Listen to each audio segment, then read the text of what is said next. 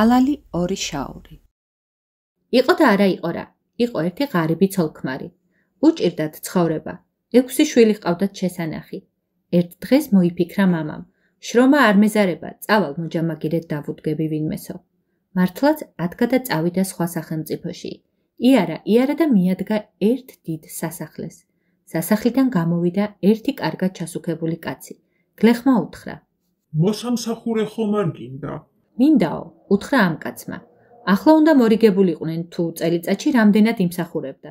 ჩასუქებულმა კაცმა ჰკითხა გლეხს: ალალი ორი შაური გინდა თუ არა მithumani? გლეხი დაფიქრდა და უთხრა: ალალი ორი შაური მირჩევნია. ასეც მორიგდნენ. გლეხმა 3 წელიწადი იმსახურა იმ კაცთან. 3 წელი რომ გავიდა, გლეხს მოუნდა ცოლშვილის ნახვა და შეეხვეწა ბატონს. სახლში დამითხოვეო. ბატონმა გამოუტანა 3 წლის ჯამაგირი 6 შაური, მისცა და უთხრა: წადი, ხეირი ნახე. გლეხი წამოვიდა ტირილით. ფიქრობს გუნებაში. 3 წელიწადი მუხჩაუხრელად ვემსახურე და მარტო 6 შაური ავიღე. აბა ეს როგორ მივუტანო ჩემს ცოლშვილს, ან რა უთხრაო? ამ წუხილით დაადგა გზას და გადავიდა სხვა სახელმწიფოში. დაინახა ერთ ადგილას დიდი რიგი და ჩოჩქოლი დგას. მივიდა გლეხი ახლოს და ხედავს არავის არაფერს აძლევენ დუქანში. გლეხმა იკითხა: რა არის დუქანში გასაყიდი? ერთმა კაცმა მიუგო: სარკეა გასაყიდი, მაგრამ მხოლოდ ალალ შაურზე ყიდიან. გაოცებულმა გლეხმა დაიძახა: მე მაქვს ალალი ორი შაური, მე. შევიდა დუქანში და იყიდა სარკე. ჩააგდო ტომარაში და ისევ წავიდა ტირილით შინისკენ. იარა და გადავიდა კიდევ სხვა სახელმწიფოში. იქაც დიდი რიგი და აურზაური იდგა. მივიდა ახლოს. იკითხა რა იყო გასაყიდი. ხალხმა მიუგო, კატა არის გასაყიდი, მაგრამ მხოლოდ ალალ ორ შაურად ყიდიანო. შევიდა გლეხი დუქანში თავაწეული. იყიდა კატაც, ჩასვა ტომარაში და ისევ გაუდგა გზას. თან ფიქრობს: ეს სარკე ვიყიდე, ეს კატაც ვიყიდე. ორი შაური გადამჩა. ეს ორი შაური კი ჩემ ცოლშვილს რა სარგებს? და ისევ ტირილი დაიწყო. ამ ტირილში გადავიდა კიდევ სხვა სახელმწიფოში. აქაც დაინახა დიდი რიგია, ღელავს ხალხი. გლეხი მივიდა და იკითხა რა იყო გასაყიდი. ხალხმა მიუგო: აქ ჭკუას ყიდიან, ალალ ორ შაურად. გლეხმა იფიქრა, ეს დარჩენილი ორი შაური მაინც არაფერში მარგია და ბარემ ამასაც ვიყიდიო. შევიდა დუქანში და ნოქარს უთხრა: მე მაქვს ალალი ორი შაური. აჰა, აიღე და ჭკუა მასწავლე. ნოქარმა მიუგო: ვინც რა უნდა შეგეკითხოს, შენ უთხარი. კარგია და ლამაზია თქო. ეს არის ჭკუა და მომეცი ორი შაური. გლეხმა მისცა ორი შაური და გამობრუნდა.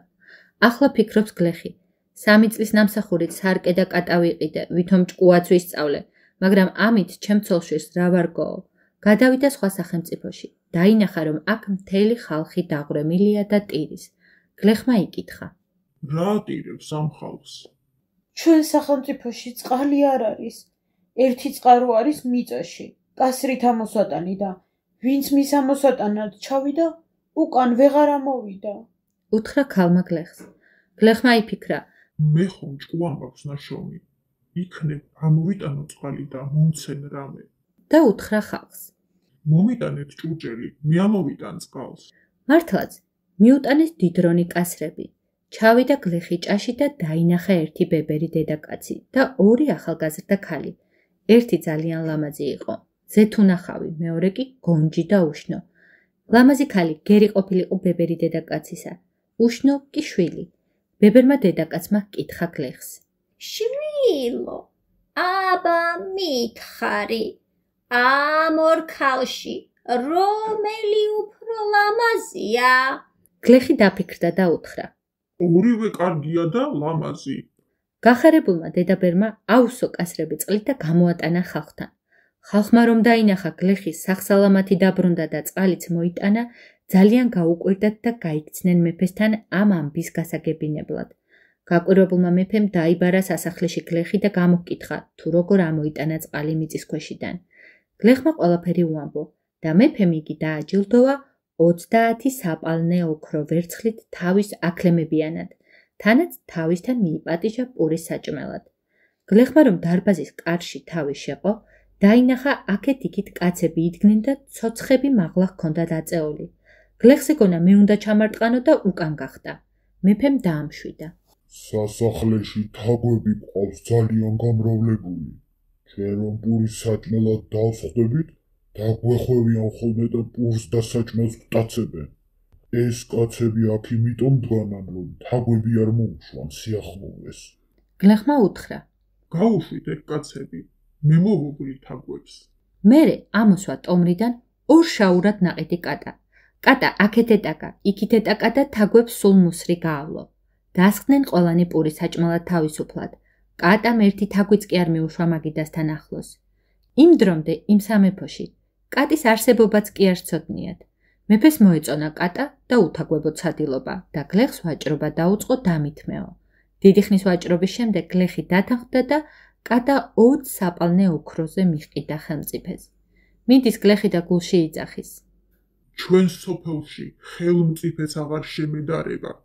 ეს ამოდენა სიმდიდრე მოუკლებლად უნდა წავუღო ცოლშვილს. ჩემის თანამდიდარ კაცს თმაგაწეწილი სიარული აღარ შემშვენის. ამოიღო ორ შაურად ნაყიდი სარკე, დაიწყო შიგ-ცქერა და ქოჩრის გვერდზე ვარცხნა. თურმე იმ სახელმწიფოში სარკეც არ იყო ცნობილი. მეფის ქალიშვილმა თვალი მოკრა სარკეს. მივიდა, თვითონაც ჩაიხედა, მიტრიალდ-მოტრიალდა, თავისი თავი რომ დაინახა გაუკვირდა. მივარდა მამასთან და შეეხვეწა. მამი, სარკე მიყიდე რა. მეფემ სარკეც იყიდა და მისცა კაცს 10 საპალნე ოქრო. გლეხმა მთელი ეს 60 საპალნე ოქრო წაიღო და მიუტანა თავის მონატრებულ ცოლშვილს. აიშენა დიდებული სასახლე და ამის შემდეგ ისე ცხოვრობდა, რომ მეფეებიც კი მას შენატროდნენ. ჭირი იქა, ლხინი აქა, ქატო იქა, ფქვილი აქა.